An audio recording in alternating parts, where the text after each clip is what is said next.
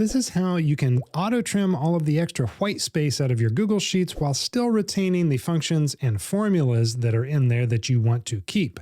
A lot of solutions will take everything, copy and paste values only, and then you can trim the white space pretty easily, but you lose all of the functions and formulas, which is the whole reason we like spreadsheets, right? So let's see what's happening here.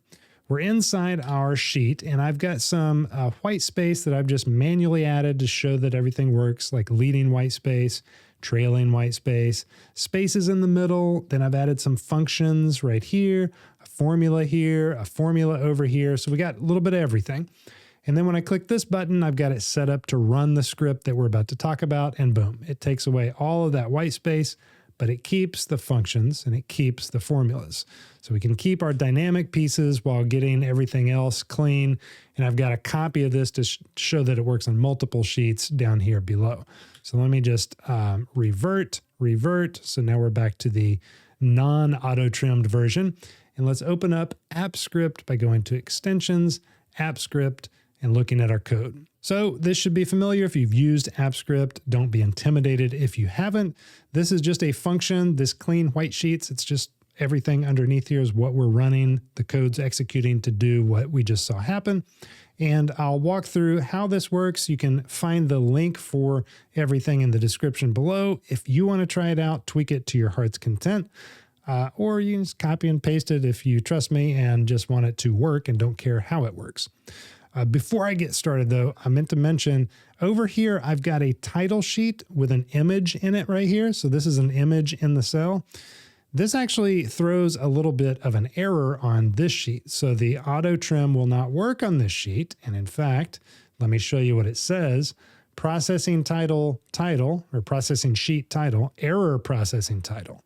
So there's an error over here because of this, and it doesn't clean up the white space that you see down here, the manual enters that I've got in this cell. So if you've got an image in one of your sheets that you're worried about white space, it's going to potentially cause issues. Take note of that. It can be debugged or tweaked if you have to keep the images in there, but wanted you to know about that. Okay, back to the code. Let's get rid of this.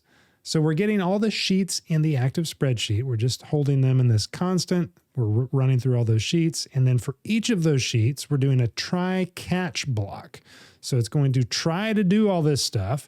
And if there's an error, it's going to catch that error. And that's why it said a second ago in our debugger, hey, there's an error with the title sheet. If there's an error, it's going to show us what that is. So here's the first try block. It's going to try to do everything from here all the way down to here.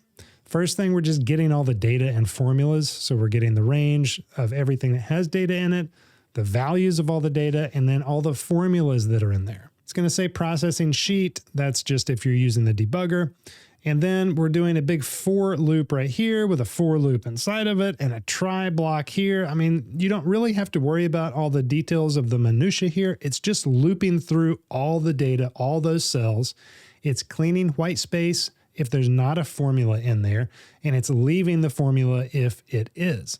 So after all that, we catch another error if we have any more errors, just so we can debug it. And then we write the clean data back to the sheet.